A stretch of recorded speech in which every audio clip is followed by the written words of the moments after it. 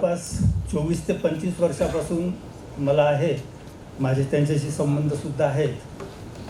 तरी पण आता माझा जो परिचयाचा कागद दिला, तर हे पाहता मला असं वाटतं आहे की एवढे वर्ष आपण काहीच त्यांना ओळखू नाही शकलो.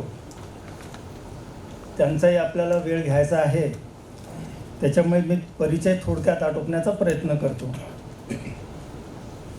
सरांनी स्वतः एक फॉसिलचं संग्रहालय तयार केलेलं आहे, ज्या चंद्रपूर भागामध्ये डायनोसॉरची अंडी आहेत, फॉसिल्स आहेत, अशा प्रकारे गोळा करून त्यांनी एक म्युझियम तयार केलेलं आहे आणि ते विद्यार्थ्यांसाठी नेहमी खुलं असतं.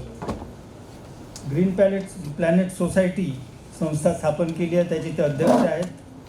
स्कायवॉच ग्रुप संस्था ही तर मूळ संस्था आहेच, त्यांची सुरुवात तिथूनच त्यांनी केली. भारतीय विज्ञान काँग्रेस कोलकाता याचे सुद्धा ते सदस्य आहेत. हौशी खगोल संस्था दिल्ली याचे सुद्धा ते सदस्य आहेत. आंतरराष्ट्रीय विज्ञान लेखक संस्था मुंबई व मराठी विज्ञान परिषद मुंबई यांचे सुद्धा ते सदस्य आहेत. Peoples for animals Delhi, clean air collective Delhi, आंतरराष्ट्रीय संस्था ग्रीन पीससोबत 4 वर्ष पर्यावरणाचं संरक्षणाचं कार्य त्यांनी केलेलं आहे. इपिक इंडिया शिकागो विद्यापीठसोबत 1 वर्ष प्रदूषण जनजागृती मोहीमसुद्धा त्यांनी राबविलेली आहे. आंतरराष्ट्रीय निमंत्रण व अभ्यास दौऱ्याच्या बाबतीत 2010 साली नासामध्ये हवामान बदलावर मते मांडण्यासाठी त्यांना निमंत्रित करण्यात आलं होतं. 2011 मध्ये नासाचे खगोल अभ्यासावर अधिवेशनात सुद्धा त्यांना निमंत्रित करण्यात आलं होतं. 2011 ते 13 या दरम्यान जर्मनीच्या ग्रीन पीस संस्थेसोबत चंद्रपूर येथे प्रदूषणावर अभ्यास करण्यात आला. थायलंड देशात पर्यावरण, निसर्ग आणि समुद्र अभ्यास याच्यासाठी सुद्धा दौरा त्यांनी केला. 2018 मध्ये जकार्ता इंडोनेशियातलं येथे भूशास्त्रीय विषयावर भाषणास त्यांना निमंत्रण आलं होतं. आणि मी स्वतःहून सांगतो की इंडोनेशियाला ते जवळपास दरवर्षीच जातात. 2 वर्षे करोनाचा काळ सोडला तर दरवर्षी तिथे जाऊन ते अभ्यास करतात. 2018-19 इंडोनेशिया देशात विषववृत्तीय आणि भूशास्त्रीय अभ्यास दौरा केला. इंग्लंड येथे हवामान बदल आंतरराष्ट्रीय परिषदेचे आयोजकपद त्यांनी भूषविले. Search for extra terrestrial intelligence सेती, अमेरिका परग्रहावरील जीवन शोधणाऱ्या संस्थेचे आर्क्टिक खंडावर अभ्यासासाठी त्यांना निमंत्रण आलेलं होतं. काही शासकीय संस्था, राज्य व राष्ट्रीय तज्ज्ञ मार्गदर्शक महाशासन, राष्ट्रीय हरित सेना पर्यावरण शिक्षण प्रशिक्षण, महाराष्ट्र राज्य पर्यावरण शिक्षक प्रशिक्षण तज्ज्ञ मार्गदर्शक, राज्य विज्ञान संस्था, महाराष्ट्र शासन नागपूर, रेल्वे समिती, रेल्वे मंत्रालय चंद्रपूर, शांतता समिती चंद्रपूर, पर्यावरण समिती चंद्रपूर. आजपर्यंत त्यांना काही पुरस्कारही मिळाले आहेत. राष्ट्रीय शिक्षक पुरस्कार मानधन संसाधन मंत्रालय दिल्लीचा, राष्ट्रीय विज्ञान पुरस्कार मराठी विज्ञान परिषद मुंबईचा, पर्यावरण संरक्षण पुरस्कार एअर इंडिया मुंबईचा, विज्ञान मित्र पुरस्कार मराठी विज्ञान परिषद Anandwan Warora, millennium personality award रेसिफिमोंटो इंटरनॅशनल दिल्ली, जीवाश्म तज्ज्ञ पुरस्कार गांधी फाउंडेशन चंद्रपूर, महात्मा फुले शिक्षक पुरस्कार, याशिवाय इतरही अनेक शेकडो पुरस्कार त्यांना मिळालेले आहेत. सामाजिक कृतज्ञता पुरस्कार चंद्रपूर जिल्हा मराठी पत्रकार संघातर्फे त्यांना दिलेला आहे. त्यांच्या भागात जे काही जीवाश्म सापडतात त्याबाबत ते नेहमी संशोधन करत असतात. असे 10 जीवाश्म शाळांचे त्यांनी संशोधन केलेले आहेत. 12 पाषाण युगीन स्थळांचे संशोधन केलेले आहेत. खगोल आणि पर्यावरणविषयी 20 संशोधनपर निबंध त्यांनी प्रसिद्ध केले आहेत. याशिवाय युनिवर्स हे 2007 मध्येच एक पुस्तक लिहून प्रकाशित केलं. निसर्गाकडे परतूया हे पुस्तक 2012 मध्ये प्रकाशित केलं. याशिवाय त्यांचं सतत खगोलाविषयी आणि भूगर्भशास्त्राविषयीचं काम सुरू होते. मागच्या 2 एप्रिलला एक अवकाशातून रॉकेट बुस्टरचे काही पार्ट पडले. योगायोग असा की त्यालाही माहीत होतं की चंद्रपूर भागामध्ये चोपणे सर काम करतात, म्हणून ते त्याच भागात जाऊन पडले आणि त्यांना आणखी ते सोपं झालं. जवळपास 8 दिवस ते पार्ट त्या शिंदेवाईमध्ये होते. चोपणे सर दररोज तिथे जायचे. जवळपास 8 ते 10 दिवस दररोज त्याच्या बातम्या यायच्या. शेवटी ते इस्रोने ते पार्ट नेले, त्यावेळेला मात्र ते काम थांबलं. धन्यवाद. मी पुढे चोपणे सरांना विनंती करतो की त्यांनी त्यांच्या विषयात सुरुवात करावी.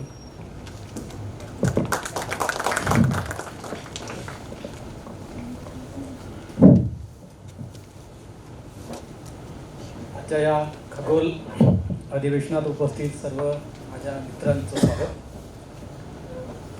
अतिशय चांगला उपक्रम औंधकर सरांनी घेतला होता. खरं तर आम्हाला इथे नागपूरला हा उपक्रम घ्यायचा होता, स्कायवॉच ग्रुप आणि आमचे सर्व लोक, पण कोविडमुळे काही आम्ही ते घेऊ शकलो नाही. आमच्या ग्रुपचे बहुतेक आमचे सर्व मित्रमंडळी इथे उपस्थित आहेत आणि गेल्या 1995 पासून जवळजवळ आम्ही मिळून इथे विदर्भामध्ये काम करतो. खगोलशास्त्र, विज्ञान, विशेषतः विज्ञान प्रसाराचं काम करतो. माझ्या थोडशा जे क्षेत्र थोडं वेगवेगळं आहे, म्हणजे जिओलॉजी आहे, आर्किओलॉजी आहे, एन्व्हायरमेंट आहे, ॲस्ट्रॉनॉमी आहे. कारण आणि त्याच्यामुळे सतत माझं फिरणं पण असते. केंद्रीय पर्यावरण मंत्रालय दिल्लीचा मी पण एक सदस्य आहे. त्याच्यामुळे आत्ताही मला हे पण प्रेझेंटेशन बनवायला खूप काही वेळ मिळाला नव्हता. घाई गडबडीत ते करू शकलो. परंतु एक चांगली लोकं आपल्या महाराष्ट्रामध्ये आहेत खगोल क्षेत्रात काम करणारी, आणि खूप रिसर्च पण आता होत आहे. जसं आयुकामध्ये आपण पाहिलं, रिसर्च खूप चांगल्या पद्धतीनं होत आहे. पुढे फक्त शिक्षण क्षेत्रामध्ये विद्यार्थ्यांनी यावं या क्षेत्रामध्ये आणि डिग्री घ्याव्या ॲस्ट्रॉनॉमीमध्ये, ॲस्ट्रोफिजिक्समध्ये किंवा वेगवेगळ्या शाखेमध्ये, तेव्हा आपला महाराष्ट्र निश्चित पुढे जाईल. हा विषय मी पहिल्यांदा ॲक्च्युली हाताळतो आहे. मी या क्षेत्रात काम करतो ॲमेच्युअर जिओलॉजिस्ट म्हणून, आर्किओलॉजिस्ट म्हणून, आणि खूप ठिकाणी सतत फिरतही असतो. आणि म्हणून औंधकर सरांनी सांगितलं की तर मी हा विषय का घेत नाही, हा विषय ठीक आहे म्हटलं सर, या विषयावर आपण चर्चा करू. तर पुरातत्वीय खगोल हा विषय तसा काही सर्व खगोल, आवाज येतो का? इथे घेऊ का? हॅलो हॅलो आता हां. तर हा विषय सर्व खगोल अभ्यासकासाठी काही नवीन नाही आहे. कारण आपल्या संपूर्ण विश्वामध्ये जेव्हा आपण खगोलशास्त्राची सुरुवात झाली म्हणतो, तेव्हा निश्चितच पाषाण युगातूनच ही सुरुवात झाली आहे, यात काही वाद नाही आहे. कारण पाषाण युगाचे आपण जे 3 भाग पाडतो, पॅलेओलिथिक, मेसोलिथिक आणि न्यूलिथिक, तर त्याच्यामध्ये पॅलेओलिथिक काळ हा थोडा जुना आहे. त्याच्यामध्ये आपल्याला फारशा काही गुहा आणि गुंफा चित्र वगैरे आढळत नाही. परंतु मेसोलिथिक काळामध्ये म्हणजे जवळजवळ 40-50 हजार वर्षापासून तर 10,000 वर्षापर्यंतच्या काळामध्ये निश्चित आपल्याला या गुफा चित्र सापडतात. आपल्याला गुफा सापडतात. विदर्भात आहे, महाराष्ट्रात आहे आणि जगभरात अनेक ठिकाणी आपल्याला या गुफा सापडतात. आणि विशेषतः मेगॅलिथिक हा जो पिरियड आहे आपल्याकडे महाराष्ट्रामध्ये, म्हणजे फार मोठे मोठे खडक उभे करायचे, तिरपे करायचे ग्रहांकडे, ताऱ्यांकडे, दिशा, आणि अशा प्रकारचे पण आपल्याकडे सापडते. वैदिक आपल्याला ॲस्ट्रॉनॉमी माहिती आहे, तशी आदिवासींची पण ॲस्ट्रॉनॉमी एक आहे. त्यांचं पण जे मेन हीर ज्याला म्हणतो आपण, ते लावायचे, ते कसे लावायचे, कुठल्या ताऱ्याला अलाइन करायचे, त्याचा पण त्यांचा अभ्यास होता त्याचा. खरं तर हा विषय खूप मोठा विषय आहे, म्हणजे 1-2 लेक्चरमध्ये काही न संपणारा विषय आहे. तेव्हा मी त्याला शॉर्टमध्ये फक्त तुम्हाला कशा प्रकारे जगभरामध्ये हे आर्किओ ॲस्ट्रॉनॉमी कशी होती किंवा त्याचा अभ्यास आता कसा केला जातो. विशेषतः ऑनलाईन अभ्यासक्रम आहे, उपलब्ध आहे, आपल्याला कोणालाही करता येईल. परंतु हा थोडासा वादग्रस्त विषय आहे. कारण ह्याच्यामध्ये जे अनेक विषय आहेत, म्हणजे अनेक जे संशोधनं झाले आहेत ते वन वे झालेले आहे. म्हणजे एकाने संशोधन केलं, दुसऱ्याने त्याला विरोध केला. कारण असे डॉक्युमेंटेशन असं नाही आहे. फक्त आपल्याकडे गुफा चित्र आहे, पुढे घ्या, गुफा जी चित्र आहे त्याच्यामध्ये आपल्याला फक्त काही चित्र आढळतात आणि मग मॉन्युमेंट्स त्याच्यानंतर आहे. म्हणजे जवळजवळ आपण 7 ते 8 हजार वर्षापासूनचा इतिहास आपल्याला आत्तापर्यंत आढळतो. पण गुफामधला मात्र इतिहास आपल्याला त्याचा जुना आढळतो. तर आपण पुरातत्वीय खगोलामध्ये मी हे थोडंसं विवेचन केलं आहे की प्राचीन काळामध्ये जे लोकांना आकाशातील चंद्र, सूर्य, मंगळ, ग्रह, तारे, उल्का, धूमकेतू किंवा वेगवेगळे खगोलीय घटक आहे, ग्रहणं आहे, त्याचं निश्चितच आकर्षण होतं. म्हणजे आज आपण जसं खगोल अभ्यासक बसलो आहे, त्या काळात त्यांच्याकडे असं टेक्नॉलॉजी नव्हती, पण ते प्रत्येकजण ते पाहायचे, आकाशाचं निरीक्षण निश्चितच करायचं. कारण हवेचं प्रकाशाचं प्रदूषण नाही आहे, आपल्यासारखे शहरं नाही आहे, एकदम गच्च जंगलामध्ये काळोख्या अंधारात ते झोपायचे, राहायचे. त्याच्यामुळे त्यांचं आकर्षण निश्चितच खगोल हेच आकर्षण असायचं. प्रत्येकजण मला वाटतं जो काही चिकित्सक त्या काळात पण लोक जे होते त्यांनी निश्चितच त्याचं ऑब्झर्वेशन केलं आणि त्याचं त्यांच्या हिशोबानं मंदिरामध्ये, गुफेमध्ये किंवा कुठलं ना कुठलं डॉक्युमेंटेशन त्यांनी करण्याचा त्यांनी प्रयत्न केला. आता यालाच आपण पुरातत्वीय खगोल म्हणतो. म्हणजे प्राचीन काळामध्ये मानवी इतिहासामध्ये जे काही आपल्याला माणसांनी बनवलं, पुस्तक असं त्यांनी लिहिले असो, कुठले चित्र काढले असो, भिंतीचित्र काढले असो, एखादं मंदिर बनवलं असेल, कुठला वास्तू बनवलं असेल, स्तूप बनवला असेल, किंवा कुठल्या वेगवेगळे म्हणजे स्काय चार्ट, स्टार चार्ट बनवले असेल, तर ते आज जे आपल्याकडे उपलब्ध आहे त्याला आपण पुरातत्व खगोल असं म्हणतो आपण, किंवा खगोलीय पुरातत्व म्हणतो. पण याच्यामध्ये काही गोष्टी मी ॲड करायचा प्रयत्न करतो आहे की याचासुद्धा अभ्यास जर याच्यामध्ये झाला तर हा विषय मोठा आणि फार रिसर्चचा विषय होईल. जसं याला प्राचीन काळातला विषय आणि याचं काय महत्त्व आहे वगैरे असं म्हणतो आपण, याला जुन्या पाहून काय फायदा होणार आहे. पण याच्यामध्ये जर नैसर्गिक जे खगोल पुरातत्वाचा सुद्धा याच्यामध्ये समावेश केला पाहिजे. पृथ्वीवर पडलेल्या उल्का आहेत, विवरं आहेत, किंवा त्या उल्का ज्या पडल्या त्याच्यातून डायनासोर आणि इतर प्राणी नष्ट झाले, त्यांचे फॉसिल्स आज शिल्लक राहिले. तर उल्का मोठमोठ्या पडलेल्या त्या शिल्लक राहिल्या, त्या पण एक पुरातत्व आहे आणि त्याचा आपण अभ्यास निश्चितच याच्यासाठी करू शकतो. पण असा ज्याला आपण कंप्लीट अभ्यास मात्र अजूनपर्यंत व्हायला आहे. काही ठिकाणी लोक करतात, फॉरेनमध्ये वगैरे भरपूर लोक पुरातत्वीय खगोलाचा अभ्यास करतात. परंतु म्हणावं तसं ज्या गोष्टी पडलेल्या आहेत, जसं खूप उल्का पडलेल्या असतात जमिनीमध्ये, आणि फॉरेनमध्ये तर लोकांचा तो व्यवसाय पण आहे उल्का शोधण्याचा. आपल्याकडे तसं नाही अजूनही. अतिशय महत्त्वाच्या काही उल्का असतात बाहेरून आलेल्या, त्याचा अभ्यास केला तर आपल्याला अनेक रहस्य पण कळू शकतात. तर हा विषय मानव आणि निसर्ग दोघांमध्ये पुरातत्व आहेत. मोठमोठे विवर आपल्याकडे आहे, विवरामध्ये मोठमोठे मंदिर वगैरे आहेत, असा हा विषय. नेक्स्ट. तर आपण आंतरराष्ट्रीय स्मारक परिषद आणि आंतरराष्ट्रीय खगोल परिषद यांनी युनेस्कोकडे जगातील 38 देशात जवळजवळ 128 पुरातत्वीय ज्या साईट्स आहेत जी आढळलेली आहेत, त्याचे दावे केलेले आहेत. त्यात 10 स्थळे भारतामध्ये आहे. त्याच्यात ब्रह्मगिरी, हनुमसागरी, उदयगिरी, वाराणसी सूर्यमंदिर, विजयनगर अंतर्मंतर, ग्यारासिद्धी, बुरझोम, लोणार विवर, जुना पाणी, नागपूर, हे असे वेगवेगळे दावे केलेले आहे की हे आर्किओ ॲस्ट्रॉनॉमी जे स्थळं आहेत, पुरातत्वीय खगोल पुरातत्वीय स्थळं आहेत. आता हे स्थळांचं वर्गीकरण करताना मग युनेस्कोनं वगैरे बाकी संस्थांनी सांगितलं की प्रमाणित साईट किती आहे, किती साईटला आपण प्रमाण मांडलेलं आहे. आणि काही साईट अशा आहे की संशोधकामध्ये मतभेद आहे की या साईट्स आहेत की नाही, खरोखर त्याचा खगोलशास्त्राशी संबंध आहे की नाही आहे, की पूर्ण पुरातत्वीय आहे. मग काही अप्रमाणित साईट्स आहेत आणि काही पूर्णतः अमान्य साईट्स आहेत. तर अशा प्रकारे वेगवेगळ्या साईट्स आपल्याला आढळतात, जगभरात आहे.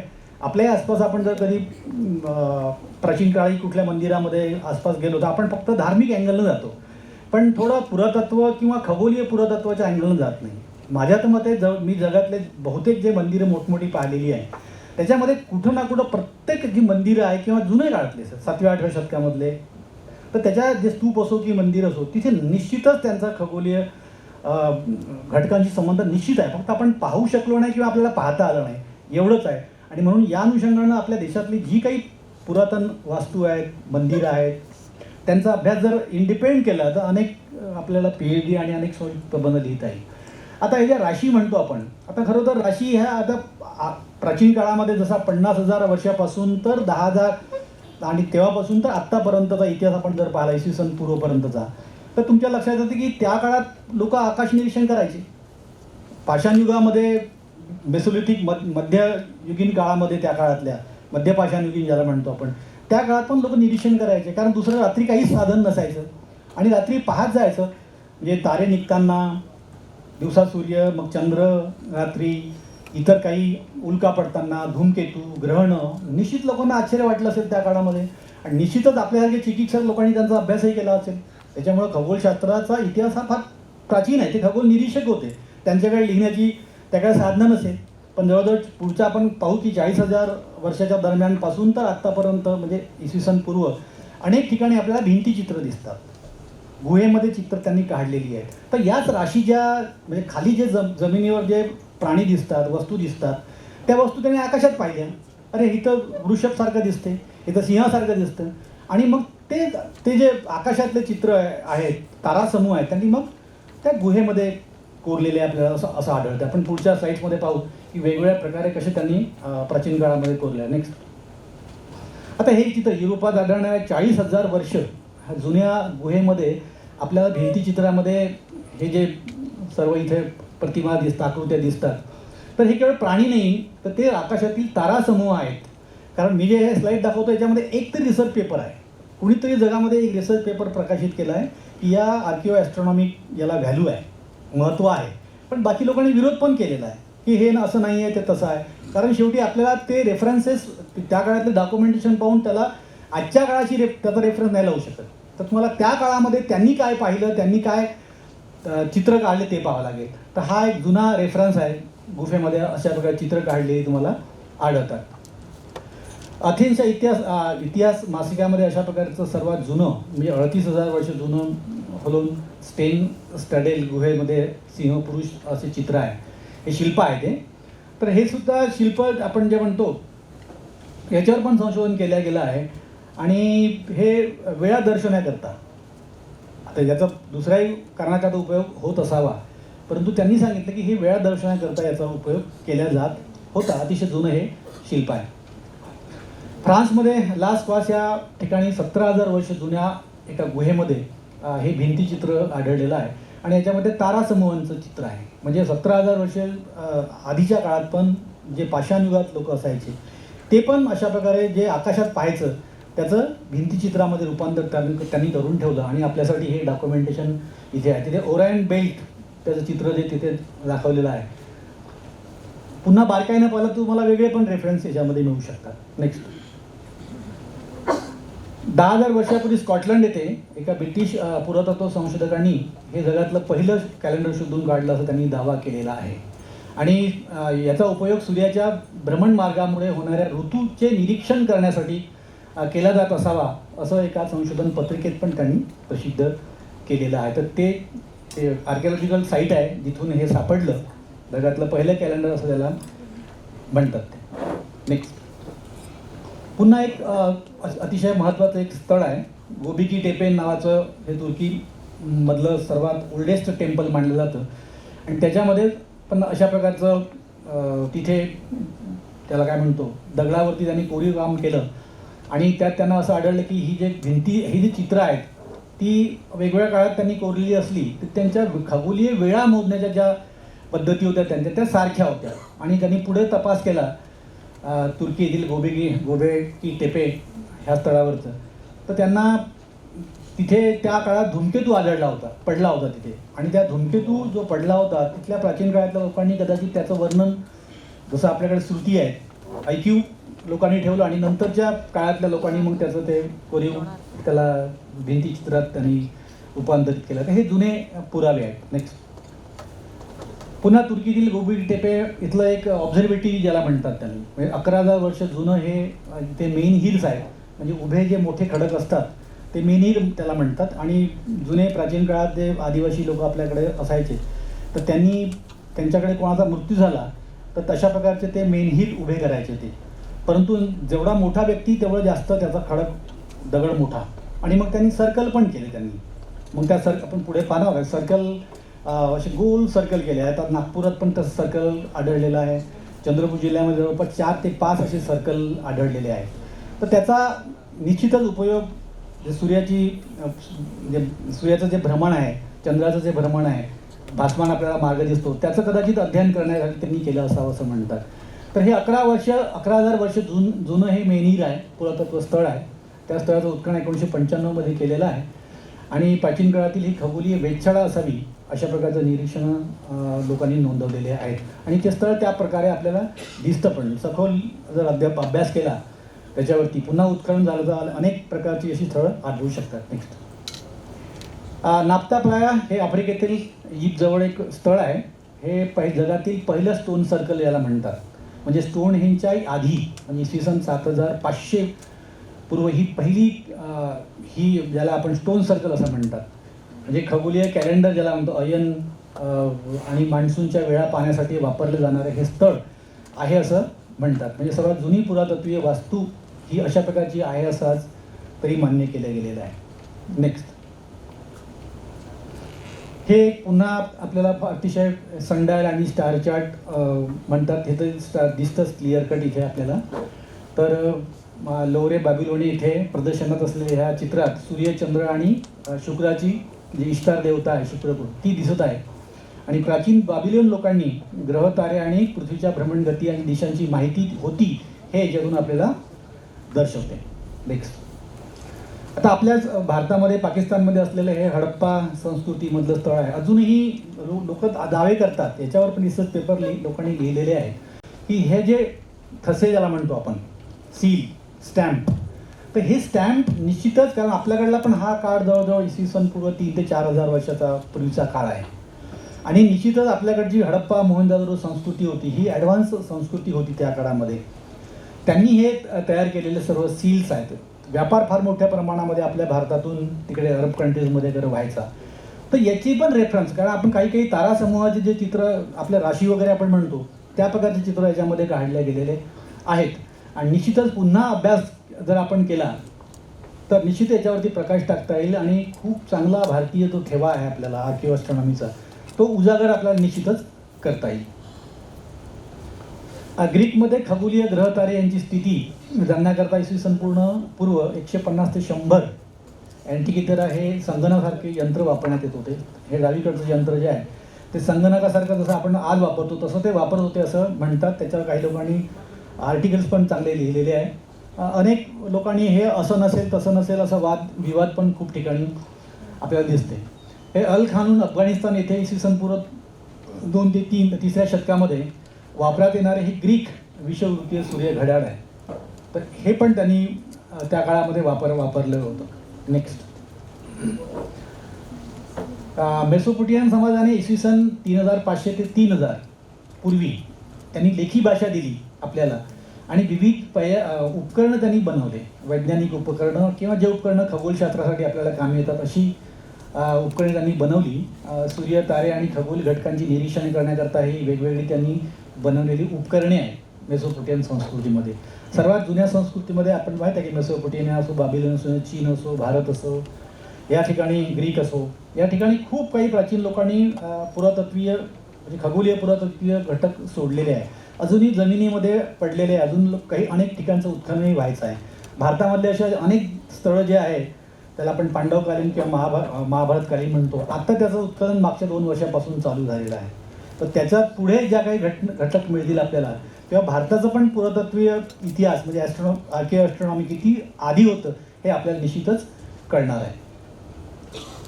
हे पण मूळ चीन येथील एक प्राचीन वेधशाळा होतं, त्याचं मॉडेल इथे ब्रॉन्झचं मॉडेल एक बनवलेलं आहे जेसूस प्रिस्ट यांनी. आणि हे पण एक एक यंत्र ज्याला म्हणतो, खगोली उपकरण वेगवेगळ्या निरीक्षणासाठी आपण केल्याचं आपल्या लक्षात येतं. नेक्स्ट, इंग्लंडमधील हे प्रसिद्ध स्थळ आहे स्टोनहेंज. इसवी सन पूर्व 3000 ते 1520 दरम्यान हे बांधण्यात आलं होतं. आणि 1963 अमेरिकन खगोलविद जेराल्ड हॉकिन्स यांनी म्हटलं होतं की स्टोनहेंज हे आजच्या कॉम्प्युटरसारखे चंद्र, सूर्य, ग्रहणे केव्हा होतात हे पडताळण्यासाठी बनवलेलं आहे किंवा बांधल्या गेलेलं आहे. मात्र इतर वैज्ञानिकांनी स्टोनहेंजचे वैज्ञानिक महत्त्व विषद केले, इतरांनी पण केलेलं आहे. काही लोकांनी ते दावे म्हणजे हे दाव्याला मान्यता पण दिलेली नाही आहे. तर अशा प्रकारचं हे तुटलेलं आहे. डावीकडे दाखवलेलं आहे ते कम्प्लीट स्टोनहेंज आहे. आणि निश्चितच त्याही, कारण प्राचीन काळामध्ये आपल्याला माहीत आहे की क्रांतिवृत्त आपण ज्या सूर्याचं म्हणतो, म्हणजे अयन उत्तरायण ते दक्षिणायन आणि विषुववृत्तावर सूर्य केव्हा केव्हा येतो याचा डेफिनेटली त्यांनी अभ्यास केला. आणि त्या हिशोबाने त्यांनी अशा वास्तू बनवल्या, निरीक्षण स्थळे बनवली आणि मंदिर पण बनवली. त्या खास त्याच्यासाठी उगवणारा सूर्य, मावळणारा सूर्य, वरती येणारा सूर्य, अशा प्रकारची खूप कामासाठी त्यांनी वेगवेगळी अशा वास्तू बनवायचं आपल्याला लक्षात येतं. नेक्स्ट, ही पण एक डिस्क आहे. इसवी सन पूर्व 1800 दरम्यान ताम्रयुगात आढळलेल्या या नेब्रा स्काय डिस्क म्हणून प्रसिद्ध आहे. याच्यामध्ये 32 तारे, सूर्यचंद्र रेखाटलेले आहेत. आणि जर्मनीमध्ये 1999 ही सापडलेली वस्तू आहे, ती ब्रिटिश म्युझियममध्ये ठेवलेली आहे.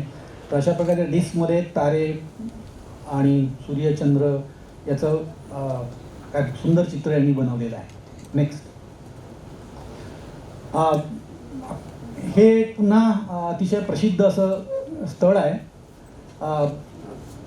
आपल्याला मायन संस्कृती माहीत आहे, त्यांनी सुद्धा फार चांगला अभ्यास केलेला होता. खगोलीय घटनांचा त्यांनी अभ्यास केला होता. त्यांनी वेगवेगळे निरीक्षणासाठी वेगवेगळे असे स्थळं बनवले होते. अंकशास्त्राच्या आधारे दुर्बीण तयार व्हायच्या आधीही लोक अशा प्रकारचे वेधशाळा, जसं आत वेधशाळा दिसतं तशा प्रकारची वेधशाळा तिथे आपल्याला दिसते. आणि उजवीकडे पाहतो आपण शुक्र, सूर्य आणि मंगळ निरीक्षणासाठी इसवी सन 300 ते 600 दरम्यान हे स्थळ जिथे बनलं होतं. आपलं जसं पिरॅमिड्स आहे इजिप्तमध्ये, तशाच प्रकारचं हे पिरॅमिड, पण त्याला त्या काळातली वेधशाळा असं म्हणण्यात येते. नेक्स्ट. हे तर जगप्रसिद्ध स्थळ आहे, पिरॅमिड्स ज्याला म्हणतो. पिरॅमिड्स हे थडगे आहेत हे आपल्याला माहिती आहे, पण नेमके प्राचीन काळातल्या सर्वच वस्तू नेमके एका केवळ मंदिरं नव्हती किंवा केवळ थडगे नव्हती, किंवा ज्या ज्या वस्तू ते बनवायचे त्याचा कुठला ना कुठला ॲस्ट्रॉनॉमिकल त्याला रेफरन्सेस असायचाच. आपण आजही ज्याला आपण वास्तुशास्त्र म्हणतो विशेषतः, तर आपल्याकडलं पण वास्तुशास्त्र जसं होतं तसंच त्यांच्याकडे पण वास्तुशास्त्र होतं. जसं आज आपण वास्तुशास्त्र म्हणतो तसं नाही आहे, म्हणजे त्याच्यात कल्पना आल्या आहे, कथा आलेल्या आहे, अंधश्रद्धा आलेल्या आहे, तसं नाही. की वास्तू कशी तयार करायची याचं एक शास्त्र, तर त्याला ॲस्ट्रॉनॉमिकल रेफरन्सेस त्याला आहे. तर तशाच प्रकारचं हे पिरॅमिड्स आपण पाहतो की इसवी सन पूर्व 3100 इजिप्तमध्ये जी प्रगत संस्कृती होती त्यांनी हे बनवलेले प्रचंड मोठे पिरॅमिड्स आहेत. आणि या पिरॅमिडमध्ये आपण पाहतो की इथे आकाशातली ग्रह ताऱ्याची काय भूमिका आहे, ती कशी महत्त्वाची आहे, ते याच्यात त्यांनी दाखवण्याचा प्रयत्न केलेला आहे. मृगातले 3 तारे विशेषतः मेंटाका, अनलिनम आणि अल्लिटक नावाचे हे 3 तारे बिलकुल अलाइनमेंट त्याच्यासारखीच केलेली आहे. बाकी तिथे हे जे पिरॅमिडचं जे खाली तुम्हाला जसं सॅटेलाईट फोटो घेतो आपण तशा प्रकारचं हे, आणि ते मृग तुम्हाला दिसतो आहे. तर हे निश्चितच, कारण त्या काळात दुसरं काही साधन नव्हतं लोकांकडे, असं आपल्यासारखं आज मोबाईल आहे, आपल्याकडे गाड्या आहे, आपण रात्री कधी आकाशात पाहत नाही. पण प्राचीन काळामध्ये रात्री आकाशात पाहण्याचा दुसरा पर्याय नसायचा, ते पाहतच झोपायचं. आम्ही पण खेड्यामध्ये आकाशात पाहतच झोपलो, आणि त्याच्यामुळे आम्हाला पुष्कळ उत्सुकता निर्माण झाली.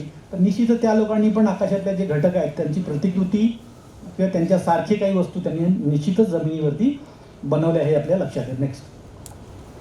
हे चीनमध्ये धूमकेतू निरीक्षण प्राचीन काळापासून होत असे, आणि त्या धूमकेतूचे त्यांनी जे चार्ट बनवलेले आहे, म्हणजे वेगवेगळ्या काळात कुठले कुठले धूमकेतू त्यांनी पाहिले त्याची नोंद त्यांनी इसवी सन पूर्व 1600 ते 1046 त्यांनी केलेली आपल्याला आढळतं. प्राचीन चीनमध्ये अशा प्रकारचे खगोल निरीक्षणासाठी वेगवेगळी उपकरणं त्यांनी बनवली आहे. त्याच्यातून ताऱ्याची अचूक दिशा किंवा वेगवेगळे खगोलीय घटक आहेत त्यांची नेमकी दिशा आहे, पुढच्या वेळेस ते केव्हा येणार आहे वगैरे अशा प्रकारसाठी त्यांनी हे केलं. खगोलतज्ञ शी शेन आणि गंडे यांनी हे उपकरणं बनवलेली आहेत. भारतामधलं सर्वाधिक प्रसिद्ध, भारतातच नाही तर जगभरात हे प्रसिद्ध आहे, कारण इतक्या प्रचंड मोठ्या आकाराचं आणि प्रत्येक खगोलीय घटकांसाठी त्याच्या निरीक्षणासाठी वेगवेगळे जे आपण हे उपकरणं बनवलेले आहे, वास्तू बनवलेल्या आहे, त्या वास्तू जगामध्ये आपल्याला फार क्वचित पाहायला मिळते. आणि म्हणून याच्यावरती अजूनही म्हणजे 5 ठिकाणी त्यांनी बनवलं. इथे 1724 ते 1730 दरम्यान सवाई जयसिंग महाराज 2 यांनी उत्तर भारतामध्ये जे 5 ठिकाणी बनवलेले आहेत वेधशाळा, त्याच्यातून विविध खगोल निरीक्षणासाठी सूर्य असो, चंद्र असो, तारे असो, अयन असो, किंवा ज्याला वृत्तावर सूर्य केव्हा येतो त्याच्या क्रांतिवृत्त वगैरे यासाठी निश्चितच याचा प्रत्येकाचा त्याला यंत्र म्हणायचे ते, यात लिहिला यंत्र, रामयंत्र, सम्राट यंत्र, जयप्रकाश यंत्र वगैरे हे यंत्र म्हणून त्यांनी नाव दिलं. कारण प्राचीन काळामध्ये धार्मिक दृष्ट्या, सामाजिक दृष्ट्या अशा प्रकारचे खगोलीय म्हणजे पुरातत्वीय खगोल ज्या वास्तू आढळतात त्या आढळतात आपल्याला. आज आपल्या रेफरन्सने आपण त्याच्याकडे तितक्याने पाहू शकत नाही. निश्चितच देव धर्म हा त्यांना आधार होता, आणि त्यासाठी त्यांनी इतक्या चांगल्या वस्तू बनवल्याचं आपल्याला लक्षात येतं. नेक्स्ट. आता ह्या खगोलशास्त्रीय आणि वास्तुशास्त्र आधारावरील प्राचीन भारतातील जी मंदिरं आहेत, आता प्राचीन भारतातील मंदिरं म्हणजे आपला भारत हा ज्याला महाभारत म्हणतो, तर इकडे इंडोनेशियापर्यंत, थायलंडपर्यंत, सिंगापूर, मलेशिया, श्रीलंका, इकडे अफगाणिस्तान, हा म्हणून तुम्हाला इथे कुठेही गेले की तुम्हाला इथे मंदिरं दिसतात किंवा बुद्धांच्या मूर्ती तुम्हाला आढळतात. कारण दोन्ही संस्कृती एका वेळेस त्या काळात नांदली आणि त्या काळात त्यांनी खूप मोठी खूप वास्तुशास्त्र, त्याला प्रगत वास्तुशास्त्राची जी त्याला मंदिरं म्हणतो, वास्तू त्यांनी बनवलेली आपल्याला आढळतं. हे वरचं जे टेम्पल आहे, तुम्हाला अनेक ठिकाणी तुम्ही मंदिरं पहा, अगदी पूर्व दिशेला मंदिरं त्यांनी बनवली आहेत. सूर्य निघाला की प्रकाश गाभाऱ्यामध्ये आला पाहिजे, याच अलाइनमेंटनी त्यांनी बनवलेली आहे. उत्तर, दक्षिण, पूर्व, पश्चिम, अगदी सुंदर अलाइनमेंट. जगभरात पूर्ण सर्व ठिकाणी आपल्याला सर्वच मंदिरं, सर्व वास्तू या पद्धतीनं बांधल्या गेल्या होतात, म्हणून त्याला त्या काळातलं वास्तुशास्त्र ज्याला म्हणतो. इवन म्हणजे सेंटर ऑफ ग्रॅव्हिटी, आज आपण आपले इंजिनियर असं बनवत नाही, सरळ इमारती बांधतात. भूकंप आला की ते त्याचा पाया ढासळू शकतात, परंतु सेंटर ऑफ ग्रॅव्हिटीप्रमाणे त्यांनी जशी पिरॅमिड्स बांधली की आपल्याकडली मंदिरं बांधली, इवन ब्रिटिशापर्यंत ती वास्तुशास्त्र त्यांनी वापरलं. आणि म्हणून त्या इमारती अजूनही आजही 500 600 आणि हजारो वर्षापर्यंत टिकून आहे. हे कोणाचं सूर्यमंदिर तर प्रश्नच नाही, प्रसिद्ध आहे. कंबोडियामधलं अंगकोर वाट शिवमंदिर आहे, ते पण जगप्रसिद्ध आहे. त्याच्यावरती खूप रिसर्च पेपर लिहिल्यात आहे. कोणार्क सूर्यमंदिर आहे. आपल्या देशात पण अनेक ठिकाणी सूर्यमंदिरं बनवलेली आहेत. कारण हा विषय घेतो म्हटलं तर त्याला तर एक दिवस पण लागणार, इतके मंदिरं आणि इतक्या वास्तुशास्त्र किंवा ज्याला आर्किओ ॲस्ट्रॉनॉमीच्या आपल्या भारतामध्ये उपलब्ध आहेत. दक्षिणेमध्ये जा तुम्ही, त्यांच्या मंदिराची त्यांनी शिल्प, त्यांची कला पहा, मंदिराची कला पहा, वास्तुशास्त्र पहा, अगदी वेगळं आहे त्यांनी. आणि बिलकुल दिशा पूर्व, पश्चिम, उत्तर, दक्षिण आणि आकाशातले जे तारे आहेत, ग्रह आहेत, त्यांच्याबरोबर अलाइनमेंट त्यांनी केलेलं आहे. नेक्स्ट, आता ही मंदिरं आहेत. डावीकडे मी जसं खराबे साहेबांनी सांगितले का 2018मध्ये मी पूर्ण इंडोनेशिया देश फिरलो. आम्ही 1000 किलोमीटर इकडे जकार्तापासून तर बालीपर्यंत आम्ही ट्रेननी फिरलो, पूर्ण देश पाहिला. तिथे योगाकार्टा म्हणून एक मोठं शहर आहे. योगाकार्टा जगातलं सर्वात मोठं स्तूप आहे योगाकार्टाला, आणि योगाकार्टाजवळच हे मंदिर आहे, पद्मनाभन मंदिर म्हणतात, ते पण आहे. प्रचंड मोठं मंदिर आहे तिथे. तर हे स्तूप, ह्याच्या पण रिसर्च पेपर लिहिलेले आहे या बौद्ध स्तूपावरती. तुम्ही त्या तिथे गेल्यानंतर इतकं मोठं, म्हणजे जवळजवळ 1/2 किलोमीटर व्यासामध्ये ते स्तूप बांधलेलं आहे. आणि प्रत्येक ठिकाणी बिलकुल अँगल, सूर्य उगवताना, मावळताना. बरं, विशेष तिथला महत्त्व असा आहे की इंडोनेशिया इक्वेटरवर आहे.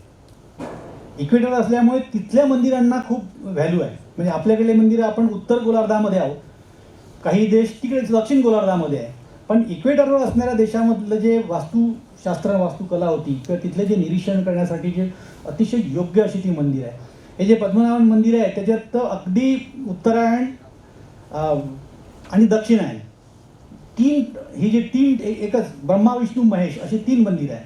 आणि तिन्ही अलाइनमेंटमध्ये आहे. बिलकुल उत्तर, दक्षिण असे 3 एका रेषेमध्ये आहे. आणि बरोबर उत्तरायण आणि मग जिथे विषुववृत्तात सूर्य येतो तिथला एक मंदिर, आणि इकडे म्हणजे दक्षिणेकडे. इतकंच आम्ही ते पूर्ण पाहिलं आम्ही. आणि अँगल पण आम्ही असे करून पाहिले की खरोखर त्या अँगलनी बनवलेले आहे का ते, म्हणजे अयन जो मार्ग आहे त्याच्यात, तर खरोखर त्या ह्याच्यात होत्या. अनेक पाडले तिथले मुस्लिम राजांनी आक्रमण केल्यामुळं अनेक स्तूप पाडले, ते पण नंतर बनवले. हे पण मंदिर पाडलं, नंतर बनवलं, अजूनही ते काम चालू आहे. तर अशा प्रकारे तिथे एक आहे, आपण यूट्यूबवर कधी कधी पाहतो की तिथे गेल्यानंतर म्हणजे विषुववृत्त जे आहे, विषुववृत्तानं आपल्याला चालताना इकडे पडतो, तिकडे पडतो, अँटी क्लॉकवाईज आपण व्हिडिओ पहा. पण ते व्हिडिओ पूर्ण चूक आहे, दिशा भूल करणारे आहे. तिथे गेल्यानंतर तुम्हाला कळेल. आम्ही एक पूर्ण दिवस प्रयोग केले. पूर्ण विषुववृत्ताची जी मध्यरेषा तिथे आहे, तर त्याच्या इकडे पण आम्ही 1-1.5 किलोमीटर गेलो आणि दक्षिणेला पण 1-1.5 किलोमीटर गेलो. आम्हाला तसं तिथे काहीही अशी काही तिथे रेष नाही आहे, एक छोटी रेष नसते विषुववृत्ताची. तर तुम्हाला 2-3 किलोमीटर किंवा असा 10 किलोमीटरचा पॅच म्हणजे ते तुम्हाला ते वृत्त तुम्हाला आहे हे लक्षात येतं. आणि अँटी क्लॉकवाईज दोन्ही बाजूला आम्हाला आढळलं. उत्तरेकडला आढळलं, दक्षिणेकडे आढळलं. मी यूट्यूबवर व्हिडिओ पण अपलोड केलेले आहे. तर इतकं सुंदर तिथे मंदिरं प्राचीन काळचे. बालीमध्ये पण आम्ही 2-3 उल्काघाती तिथे जे विवरं आहेत, म्हणजे ज्वालामुखीचे जी विवरं आहेत, त्या विवरा पण आम्ही चढलो 2-3. आणि आम्ही तिथे ती पण आम्ही जायच्या आधी ते 15 दिवसापूर्वी ते विवर म्हणजे एक्सपोर्ट झाला होता, आम्हाला जाऊ देत नव्हता, पण आम्ही लपून तिथे गेलो कसं तरी.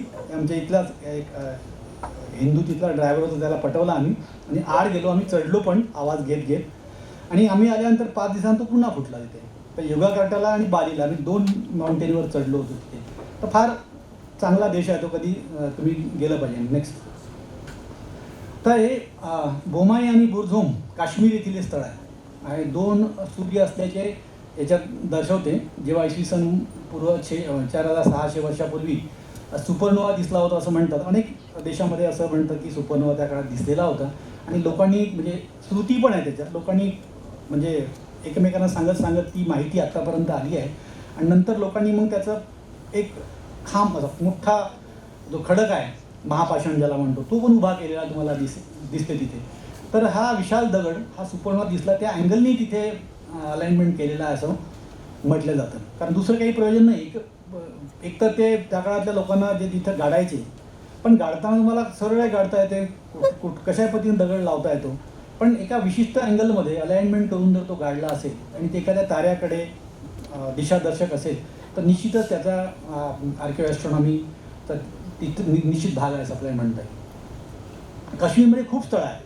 आम्ही लद्दाखला गेलो आणि तिथून बाय रोडनीच आम्ही काश्मीरला गेलो आणि काश्मीरमधल्या खूप गावात फिरलो आम्ही, जिथे ती मंदिरं आहे आपली हिंदू मंदिरं आहे तिथे गेलं. बौद्ध पण तिथे काही स्थळं आम्हाला 2 आढळली. तिथे पण खूप आहे, पण अजूनही दुर्लक्षित आहे तिथल्या या भांडणामुळे आणि गडबडीमुळे सर्व. पण खूप काही आपल्याला त्या ठिकाणी सापडू शकते, म्हणून त्याला श्रीनगर देवाचं नगर असं म्हणतात. नेक्स्ट. आपल्या मृदुमल तेलंगणामध्ये 7000 वर्षापूर्वीचं हे महापाषाण स्थळ आहे, मेनहीर ज्याला म्हणतो, असं उभ्या केलेल्या दगडाला मेनहीर म्हणतात. इथे 80 मोठे असे पाषाण आहे आणि 2000 वेगवेगळे दगड अशा म्हणजे वर्तुळाकार ते रेषेत लावलेले आहे त्यांनी. आणि उर्सा मेजर ह्या तारा समूहाचं त्यांनी एक चित्र जमिनी उभं केलं असं म्हणतात. आता पुन्हा खरोखर तिथे जाऊन आपण जर संशोधन करू शकलो काही लोकांनी या क्षेत्रामध्ये तर निश्चितच याची माहिती मिळेल.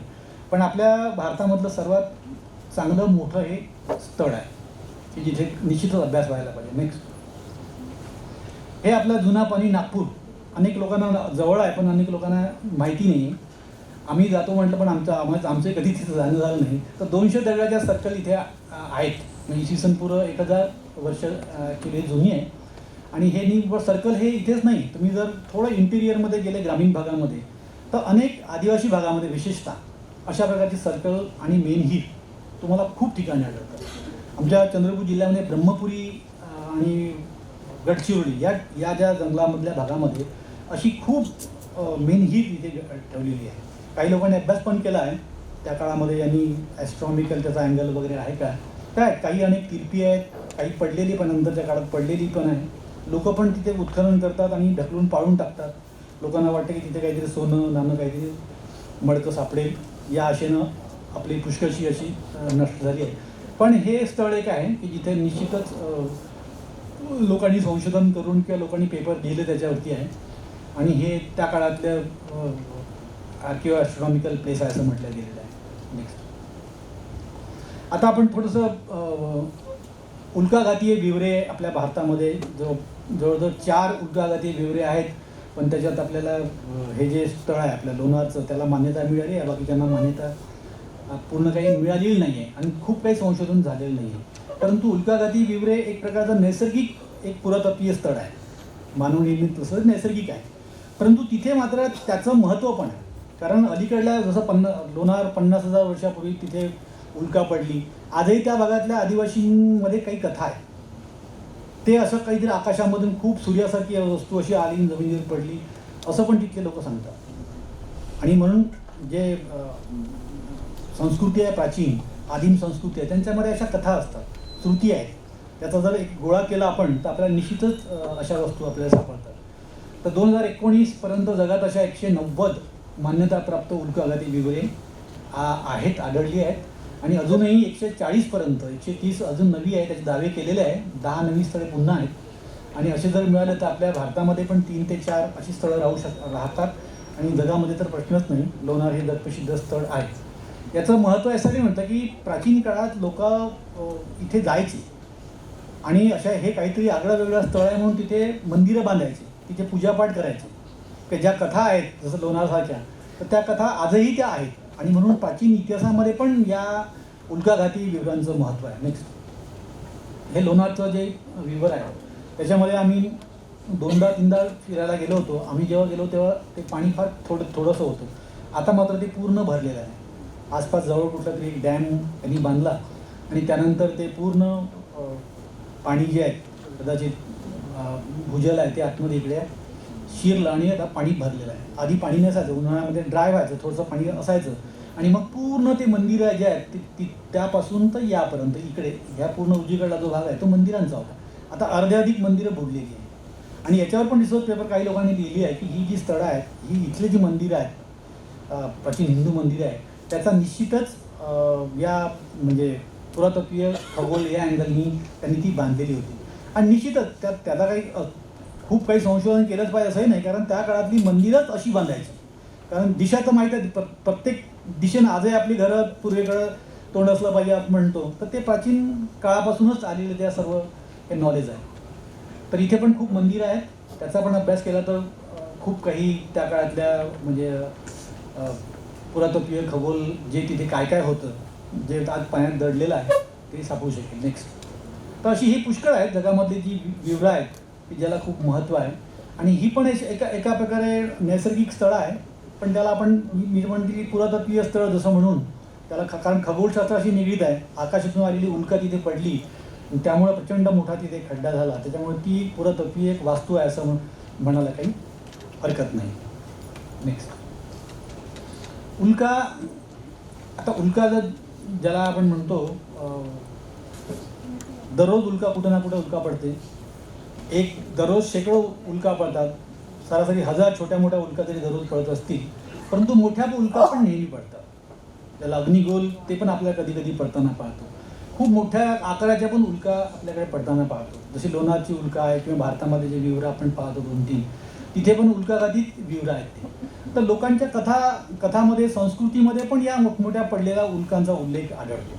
आणि लोक तिथे जाऊन मग मंदिरं बांधायची, त्या उल्का गोळा करायच्या, त्या घेऊन यायच्या, मंदिरात ठेवायच्या, त्याच्यापासून तलवारी किंवा वेगवेगळे उपकरणं बनवायचे. कारण लोकांना असं वाटतं की ही दैवी आकाशातून देवानं पाठवलेल्या हा खडक आहे आणि त्याच्यापासून ते तलवारी वगैरे बनवायच्या. अशा अनेक ठिकाणी आपल्याला जगात पण सापडतात. नेक्स्ट. तर ह्या मोठमोठ्या उल्का ज्या जगात आपल्याकडे पडलेल्या आहेत, जवळजवळ 34-30 टनाच्या उल्का आहे या पडल्या त्या काळामध्ये. आणि ज्या ज्या काळात पडल्या आणि त्या काळात जर त्या ठिकाणी मानववस्ती असेल जुनी युगीन का असे ना, तर त्यांनी निश्चितच त्याच्या नोंदी करून कुठे ना कुठे ठेवलेल्या आहेत. तर त्याच्यामुळे या ज्या जागा आहेत त्या पण पुरातत्वीय म्हणजे खगोलीय पुरातत्वाच्याच जागा आहेत आणि या त्याच्याच वस्तू आहे. आर्किओलॉजिकल ज्याला म्हणतो आहे, जिओलॉजिकल ते ॲस्ट्रॉनॉमिकल आहे, पण तरी ते आपण जे आर्किओलॉजिकल म्हणजे ज्याला आपण खगोलीय पुरातत्व म्हणतो त्याच्यामध्ये ह्या मोडतात. आणि ह्या पवित्र म्हणून लोक गोळा करून ठेवायचे. पण अनेक ठिकाणी मंदिरामध्ये, जसं राजस्थानमध्ये डायनासोरचे अंडी मंदिरात ठेवतात. म्हणजे ज्या अशा वस्तू आगळ्या वेगळ्या चमत्कारिक लोकांना वाटल्या की ते त्याचं जपून ठेवायचे, त्याच्या पूजा करायच्या किंवा मंदिरात गाभाऱ्यात ते ठेवायच्या वगैरे. तर असा उल्लेख आपल्याला अनेक ठिकाणी आढळतो. नेक्स्ट. एक हा प्रकार आहे. तर मी खूप देशभर आणि परदेशात फिरतो. वेगवेगळे आर्किओलॉजिकल कुठल्या साईट्स आहे का, फॉसिल्स कुठे मिळतात का, किंवा उल्का ज्या आहेत मिट्रॉइड्स खाली पडलेल्या आहेत त्या कुठे भेटतात का. तर अशा प्रकारची दुर्मिळ ही जी उल्का आहे ती खडकामध्ये आहे, म्हणजे सेडिमेंटरी रॉक आहे. हा सेडिमेंटरी रॉकमध्ये जशी एखादी उल्का पडली एखाद्या रेतीच्या ठिकाणामध्ये आणि नंतर त्या उल्केच्या भोवती वाळूचा दगड तयार झाला, ते आतमध्ये दडली तशीच, आणि मग फोडल्यानंतर आपल्या लक्षात येईल की आतमध्ये उल्का आहे.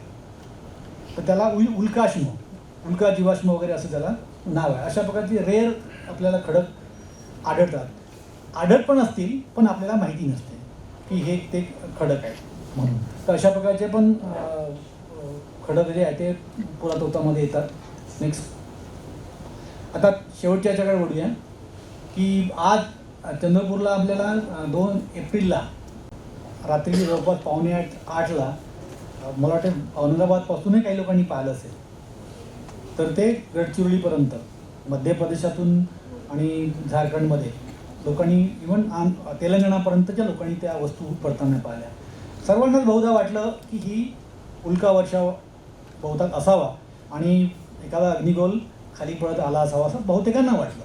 पण आता आपण नेहमी ऑब्झर्वेशन करतो. आता मी तर जनरली माझी ही 4थी-5वी वेळ असेल उल्का पाहण्याची, आणि त्याच्या रंगावरून पडण्याच्या पद्धतीवरून आपल्या लक्षात येते की ही उल्का नाही आहे, तर हे अवकाशीय कचरा आहे जो पडलेला आहे. तर तुम्हाला तिथे समोर रिंग पण दिसते सभोवताल पुढे एकदम समोर. तर अशा एक मोठी रिंग 10 बाय 10 फुटाची रिंग पडली आणि एक छोटी रिंग पडली, म्हणजे जवळपास 2-2.5 फुटाची एक रिंग पडली आणि मोठे मग गोल ज्याला म्हणतो इंधनाचे जे वेगवेगळे गोल होते त्याला व्हॉल्व वगैरे लागलेले, अशा प्रकारची 6 ते 7 गोल पडले आणि चिमूरपासून तर सिंदेवाईपर्यंत आणि एका 2 ठिकाणी गडचिरोलीपर्यंत. तर ते तिथे पडले आणि एका रेषेमध्ये आम्ही जेव्हा गेलो तेव्हा आम्ही काढलेले फोटो आहे, कारण तिथे पडल्यानंतर सकाळीच आम्हीच पोहोचलो आणि तिथल्या लोकांना सांगून हे सर्व गोळा करायला, म्हणजे गोळा न करता जसे आहे तसे राहू द्या, टीम येईल तेव्हा त्यांचा अभ्यास वगैरे करा. मग आम्ही जॉनाथन मॅकडॉवलला पण लिहिलं होतं आम्ही, असं त्यांना पाठवलं की हे नेमकं काय आहे. तर आम्ही तर कन्फर्म केलं की ही काही उल्का वगैरे पडली नाही आहे, उल्कावर्षाव झाला नाही आहे, हे निश्चितच एखाद्या सॅटेलाईटचा कचरा असेल किंवा रॉकेट बुस्टरचा कचरा जो पडला असेल तो असेल. तर त्या दिवशी आम्ही तपास केला, 2 न्यूझीलंडमधून एक सॅटेलाईट गेलेलं होतं आणि एक सॅटेलाईट चीनमधून रिएंट्री होणार होतं. 2च गोष्टी होत्या. पण आम्हाला असं वाटलं की चीनमधलं हे जे सॅटेलाईटचे तुकडे आहेत ते आपले रिएंट्री आपल्याकडून नसेल झाली, याचे जे बुस्टरचे तुकडे आहेत म्हणजे न्यूझीलंडच्या, ते कदाचित या मार्गाने जाऊन इथे पडले असेल, ते म्हणजे अलीकडेच पडले असेल असं मला वाटलं. तर मग आम्ही जेव्हा कन्फर्म केलं अमेरिकन बाकी काही किंवा ऑस्ट्रेलियाच्या सायंटिस्टकडे, त्यांनी सांगितलं की नाही हे लाँग मार्च चायनाचं, त्यांचे बहुधा हे तुकडे निश्चित असावे. आणि म्हणून आम्ही तिथे ते लोकांना, तहसीलदारांना, कलेक्टरना सांगितलं की जसे आहे तसे राहू द्या. मग आम्ही नासाला पण यांना इस्रोला पण लिहिलं, त्यांच्या सायंटिस्टना पण आम्ही त्वरित तुम्ही या, नाही तर लोक हे घेऊन जातील पुरावे. मग ते पण 2-3 दिवसानंतर आले त्यांच्यासोबत. मग मी जाऊन सर्व स्थळावर ते गोळा करायला लावले त्यांना एका ठिकाणी आणि मग त्या निरीक्षण वगैरे केली. आणि त्याच्यामध्ये त्यांनी काही जाहीर स्टेटमेंट दिलं नाही, पण त्यांनी म्हटलं की हे सॅटेलाईटचे रॉकेट बुस्टरचेच तुकडे आहे, पण कोणाचे आहे हे काय आज सांगता येत नाही. त्याचे नंबर वगैरे होते त्या याच्यावरती, गोल जे इंधनाची टंकी होत्या की नाही त्याच्यामध्ये, तर त्याच्यावर नंबर होते, पण ते नंबर चीनमधल्या भाषेमध्ये नव्हते. आम्हाला त्याच्यामुळे असं वाटलं होतं की हे चीनचं नाही आहे, त्या नंबरवरून असं वाटलं होतं. पण त्यांनी म्हटलं की हे दुसरीकडून घेतलेले आहे, त्याच्यामुळे त्याच्यावर इंग्रजीत लिहिलेलं आहे. तर त्यांनी ते घेऊन गेले आणि त्यांचा रिपोर्ट अजूनही यायचा आहे. आम्ही त्याच्या कॉन्टॅक्टमध्ये आहे अजूनही, पण ते म्हणतात की सरकारी आणि गोपनीय गोष्ट आहे, ती इतक्या सहज असं कोणाला सांगता येत नाही. आम्ही जेव्हा सरकारतर्फेच त्याचं हे होईल आणि मग होईल. पण हे जिथे वरचा जे फोटो आहे तिथे तो तेवढा भाग आहे, तुम्हाला नवल वाटेल की ती जी रिंग आहे 10 बाय 10ची मोठी रिंग, ती खूप आवाज करत ती लाल गोळा होत ती तिथे पडली आणि फक्त 10 फुटावर घरं होती सभोवती आणि अगदी 10 त्यामध्येच पडली ती. इस्रोचे सायंटिस्ट पण म्हणाले की म्हणजे कसं काय वाचले लोक सांगता येत नाही. थोडी इकडे तिकडे झाली असते तरी ते घर पूर्ण जळलं असतं आणि बाकीच्या लोकांना, गावाला पण ती कदाचित आग लागू शकली असती. तर नेक्स्ट, तर हे त्याचं निरीक्षण करत होते, कशा प्रकारच्या वस्तू आहेत, कुठल्या मेटलच्या आहेत वगैरे वगैरे. तर हे रॉकेट बुस्टरची ती रिंग आहे हे सिद्ध झालं. आणि आता हे पण पुरावे, अजूनही काही पुरावे पडले असेल, म्हणजे होऊ शकतं की याचे आता मला वाटतं 4-5 वेळा मी पाहिलेले आहे, अनेक ठिकाणी पडलेले. आता हे जे पुरावे जे पडले असतील तर हे पुरातत्वीय अवशेष झाले, जमिनीत राहिले, पुढच्या काळामध्ये मग निघेल. पुढचे लोक म्हणतात की हे आधी केव्हा तरी पडलेलं असावे. तशा प्रकारे हे पण अजूनही 4 ते 5 ठिकाणी मला वाटतं ते पडलेले आहेत, अजून सापडलेले नाही, कारण जंगली भाग आहे पूर्ण, तो 150 किलोमीटरच्या परिसरात ते पडले. ओके, ठीक आहे, नेक्स्ट. तर आता हे औंधकर सरांनी मला सांगितलं होतं की काही फॉसिल्स तुमच्याकडे म्युझियममधले आहे, ते म्युझियममधले काही फॉसिल्स घेऊन या. आणि त्याचा रेफरन्स पण आहे, जसं आकाशातून जी उल्का पडली मेक्सिकोजवळ आणि प्रचंड मोठा त्या उल्का पडल्यामुळं विध्वंस झाला आणि त्यातूनच मग क्रिटाशियस पिरियडमध्ये जो आपल्याकडे लावा वाहत आला, तर अशा प्रकारचं एक रिसर्च आहे. तर त्याच्यामध्ये डायनासोर तर नष्ट झाला, डायनासोर नष्ट झाले की इकडे सजीव जवळ 90% सजीव त्या काळात नष्ट झाले आणि त्यांचे फॉसिल्स शिल्लक आहे, फॉसिलच्या रूपाने ते आज आपल्याकडे शिल्लक आहे. ते सुद्धा एक पुरातत्वीय अवशेषच निश्चितच आहे, प्रश्नच नाही. तर आजही अशा प्रकारचे फॉसिल्स आपल्याला सापडतात. आपल्याकडे इकडे पुणा किंवा औरंगाबादकडे थोडीशी जाडी बेसॉल्टची जास्त आहे, त्याच्यामुळे खूप दऱ्याखोऱ्यामध्ये कदाचित काही ठिकाणी सापडू शकतं. पण आमच्या जसं जसं आपण पूर्वेकडे जाऊ तर ती याची जी जाडी आहे डेक्कन ट्रॅपची ती कमी कमी होत जाते आणि तिकडे मग एक्सपोज झाला, पूर्ण भाग एक्सपोज झाला आहे. म्हणून आमच्याकडे जे फॉसिल्स आहेत ते खूप मोठ्या प्रमाणामध्ये आढळतात. पण हे पण एक पुरातत्वीय अवशेष आहे असं म्हणायला हरकत नाही. हे माझ्या घरी मी शैक्षणिक एक म्युझियम बनवलेलं आहे, कारण मी पूर्ण बाहेर कुठे गेलो की शोधून आणतो तिथे. आणि ते आर्किओलॉजिकल जे त्याला हे काय म्हणतो आपण हे प्राचीन जे अवशेष आहेत, विशेषतः ते दगडी अवजारे ज्याला म्हणतो आपण, तर ते एक्सक्लुझिव्ह आहे माझ्याकडे. म्हणजे पण एका डिपार्टमेंटकडे नसेल इतके चांगले चांगले वेगवेगळ्या पद्धतीनं लोक कसे पाषाणयुगात वापरायचे तितके चांगले आहेत तिथे. आणि काही चांगले फॉसिल्स पण नेक्स्ट थोडं दाखवतो आणि संपवतो याला. तर आपण पहिलं बॅक. तर पृथ्वीवरील पहिले जीव आणि जीवाश्म आहेत. आपल्याला माहीत आहे की सर्वात पृथ्वीवर पहिले जीव जे आले होते ते सायनोबॅक्टेरिया होते. आणि लोकांना पहिले असं वाटत होतं 10-12 वर्षापूर्वी की या सायनोबॅक्टेरियाचे काही जीवाश्म राहू शकत नाही, इतके छोटे छोटे आहे. परंतु अनेक ठिकाणी मग ते जीवाश्म सापडलेले आहे. हे वणी तालुक्यामध्ये आणि चंद्रपूरला हे मला जीवाश्म सापडले आहे. हे जिथे आहे तिथे समुद्र होता. खरं तर आपल्याकडे पण समुद्र होता, पण डेक्कन 6.5 कोटी वर्षापूर्वी जे वेगवेगळे डेक्कन ट्रॅप आपला तयार झाला, उद्रेक झाले लावारसाचे, त्याच्यामध्ये सर्व हे गाडले गेलेले आहे पूर्ण. फक्त आपल्याकडे जो शॅलो सी होता गडचिरोली आणि चंद्रपूर भागामध्ये, तिथे फक्त लाईमस्टोनमध्ये हे आढळतात. आणि लाईमस्टोनमध्ये ते आपले गोल गोल आकाराचे कॉलनीज बनवायचे आणि मग त्याचा खडक झाला तर त्याचं जे कॉलनी जशी होती तशीच ती राहायची. ते वरचे जे दिसतात तुम्हाला ते लाईमस्टोनमध्ये आहे आणि हे आयर्न इकडे दिसते ते आयर्नमध्ये आहे आणि वरचं ते अगेटमध्ये आहे, स्टोमॅटोलिटिक अगेट म्हणतात त्याला ते. तर असे ते गोल गोल रिंग ते बनवायचे, त्याचे आजही आपल्याकडे सापडतात. ही डायनासोरची जीवाश्म आहे सर्व. ते दिसेल डावीकडे ते हाड आहे डायनासोरचं, हे अंडी आहे, हे त्याच्या विष्ठा आहेत काप्रोलाइट्स, हे मग काही दात आहे, हे पण काही छोटे कासव आणि मगरी वगैरे त्यांचे अंडे आहेत ही. तर अशा प्रकारचे जीवाश्म आढळतात आमच्या रिझर्वमध्ये, खूप ठिकाणी आढळतात. फक्त खूप मेहनत घ्यावं लागते तुम्हाला. उन्हाळ्यामध्ये 46 डिग्री 48 डिग्रीमध्ये फिरावं लागते आणि असे जे पुरातत्वीय सर्व अवशेष गोळा करावं लागते, तेव्हा कुठे ते आपल्याला आढळतात. माझ्याकडे म्युझियममध्ये खूप वस्तू ठेवल्या, इथे काही आणता येत नाही. फक्त सरांनी सांगितलं, अमदा सरांनी तुम्ही काही सॅम्पल 10 आणलेले आहे, उद्या वगैरे दाखवेल तुम्हाला. नेक्स्ट ही शंख शिंपल्यांची जीवाश्म आहे. म्हणजे यासाठी मी याला आर्किओ म्हणून यासाठी टाकतोय मी याला, की कारण हे त्या काळामध्ये ज्या प्रचंड मोठी उल्कापात झाले आणि त्याच्यातून मग हे इरप्शन जे झालं आपल्याकडे, जे बेसॉल्टचं लावा फ्लो झाला आणि त्याच्यामध्ये सर्व जीव त्याच याच्यामध्ये मरण पावले. आणि आधी ते ट्रॅप आहे, म्हणजे त्याला इंटरट्रॅपियन फॉसिल असं म्हणतो. म्हणजे असे खूप ट्रॅप आहेत, 3 ते 4 ट्रॅप्स. त्याच्यामध्ये प्रत्येक ट्रॅपमध्ये कुठं ना कुठं आपल्याला सापडतं. म्हणजे स्वीट वॉटरमधले पुष्कळ आढळतात. तर हे शंख शिंपले आज जसे आहे तसेच तेव्हा होते. म्हणजे इव्होल्युशन यांचं काही खूप झालं नाही पाण्यामधले. तर हे अशा प्रकारचे आपल्याला आढळतात.